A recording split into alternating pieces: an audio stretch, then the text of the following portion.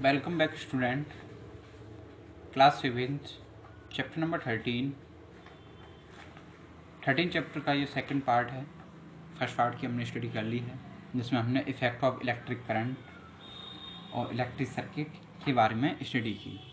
तो effect of electric current का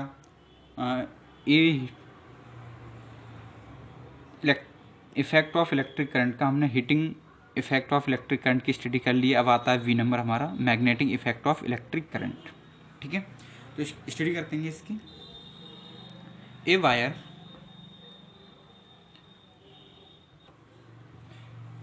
start behaving like a magnet when electric current is pass through it.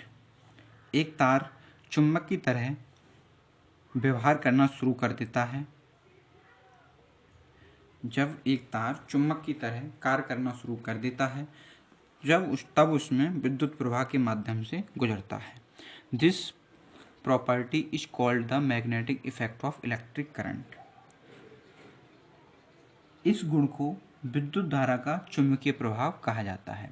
जब किसी तार में करंट प्रवाहित किया जाता है तो वह एक चुंबक की तरह कार्य करना स्टार्ट कर देता है। तो इसी गुण को उसका चुंबकीय प्रभाव कहते हैं।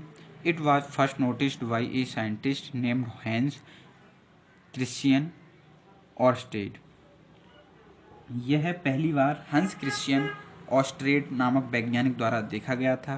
The magnetic effect of electric current can be demonstrate by the following activity.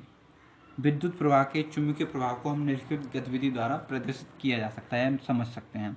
तो to demonstrate the wire carrying electric current produce magnetic effect around it, material required a compass needle and insulated copper wire, a cell और a की। ये उपकरण होने चाहिए। तो ये एक एक्टिविटी दे रही है। Produce place the compass needle to the table पर हम एक कंपास रखेंगे, ठीक है, और fix a long strength copper wire a we cover it, और उसके चारों ओर एक तार रखेंगे, वायर कॉपर का एक वायर रखेंगे। उसके बाद connect the ends of the वायरी सेल, और जो वायर के जो लास्ट में उसको सेल से जोड़ेंगे। कनेक्ट द स्विच ऑन की सर्किट, और सर्किट को ऑन करेंगे।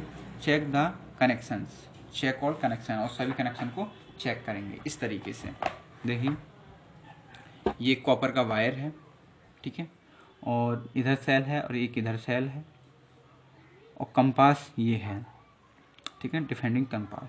तो switch on the key the current flow in circuit, और उस सर्किट में हम करंट को छोड़ेंगे।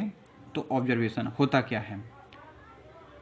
After some time switch off the key and observe, और कुछ देर बाद उस करंट को बंद कर देंगे। Observation, you will find when a key switch on, जब आपने स्विच ऑन किया था तो current flow the electric circuit, और सर्किट में करंट गया। एज ए रिजल्ट, परिणाम के तौर पर, a needle the compass gets deflected, और जो कंपास की जो नीडल थी, सुई थी, वह घूमने लगी। When the key switch off, जब आपने स्विच ऑफ किया तो current stop flowing the needles, और करंट रुक गया, करंट जाना रुक गया। तो नॉर्थ साउथ डायरेक्शन, फिर कंपास की जो नीडल है वह नॉर्थ और साउथ की डायरेक्शन में आ गई। तो कंक्लूजन क्या होता है, परिणाम क्या हुआ। This show when electric current flow, हमने देखा कि उसमें इलेक्ट्रिक करंट छोड़ा गया थ्रू ए वायर के through.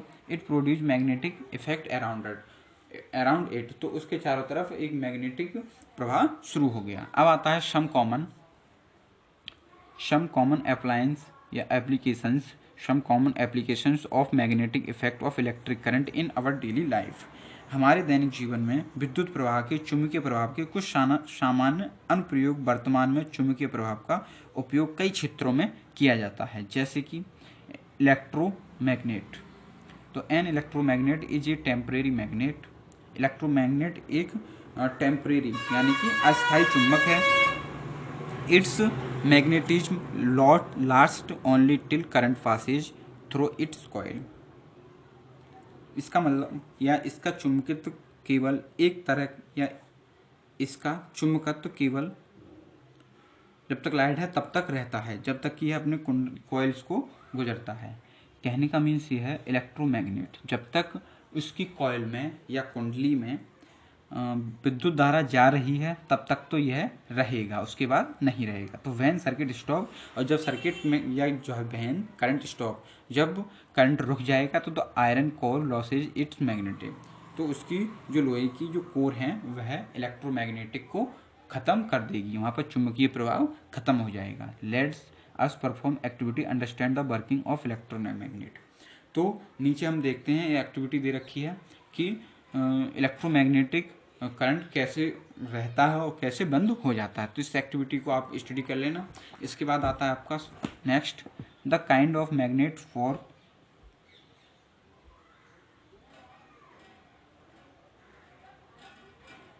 The kind of magnet formed in activity is called electromagnet. इस प्रकार की गतिविधि को या गतिविधि में गठित चुंबक के प्रभाव को चुंबक विद्युत चुंबक कहा जाता है। ए solenoid is cylindrical coil consisting of the large number of turn of an insulated wire wound around a soft iron core।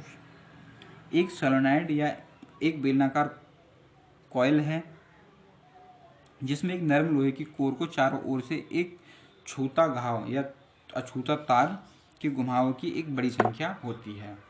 ठीक है, क्या होती है कॉइल कि यह एक तार है और ये घूम घूम को इसका जो कॉइल्स है इससे नहीं छुएगी तो ये दूर हो जाएगी, सोलेनॉइड कहते हैं इसको। The solenoid becomes electromagnetic when electric current is pass through. जब इसमें करंट जाएगा तो यह इलेक्ट्रोमैग्नेटिक उत्पन्न करेगा, यहाँ पर चुंबकीय प्रभाव उत्पन्न करेगा। सम यूजेज ऑफ इलेक्ट्रोमैग्नेटिक, इलेक्ट्रोमैग्नेटिक के कुछ प्रयोग कहाँ कहाँ प्रयोग की जाती है। ठीक है, तो powerful electromagnets are used, powerful electromagnet are use to cranes to lift heavy object. Powerful electromagnet का उपयोग क्रेन्स में या हैवी वजन उठाने में प्रयोग किया जाता है। Number second, bullet trains as well as audio video tapes run on the principle of electromagnetism. Bullet train के साथ साथ ऑडियो वीडियो जो रिकॉर्डर जो होते हैं, ऑडियो वीडियो टेप विद्युत चुंबकत्व के सिद्धांत पर चलते हैं। Number third, these are used in device such as telephone, telegram, electric bell, loudspeaker etc। इनका उपयोग टेलीफोन, टेलीग्राफ, इलेक्ट्रिक घंटी, लाउड स्पीकर आदि जैसे उपकरणों में किया जाता है। तो number four, these are used in motors that drives fans, washing machine, mixer etc। इनका प्रयोग मोटर में, पंखों में, वॉशिंग मशीन में और मिक्सर में किया जाता है। Number next 5, these are also use to separate magnetic materials from heap of junk scrap. इनका उपयोग रद्दी के ढेर से चुंबकीय सामग्री को अलग करने के लिए भी किया जाता है। ठीक है, अब आता है आपका जंक शार्प मीन्स कहते हैं रद्दी का माल। 6, they are used by doctors to remove tiny iron particles from the patient eyes or other bones। इनका उपयोग डॉक्टरों द्वारा रोगी की आंखों में से लोहे के कण या लोहे के कणों को हटाने में प्रयोग किया जाता है। अब आता है आपका इलेक्ट्रिक बेल। इलेक्ट्रिक बेल में कैसे प्रयोग होता है। इलेक्ट्रिक बेल को हिंदी में कहते हैं इलेक्ट्रॉनिक घंटी या रिंग। तो an electric bell is the direct applications of an electromagnetic. Electric bell एक इलेक्ट्रोमैग्नेटिक की या प्रत्यक्ष डायरेक्ट उदाहरण है। A horse shoe type of electromagnetic is used an electric bell।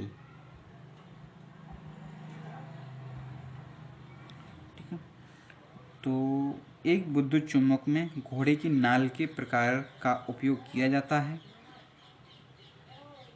Working of electric well, electric well कैसे काम करती है।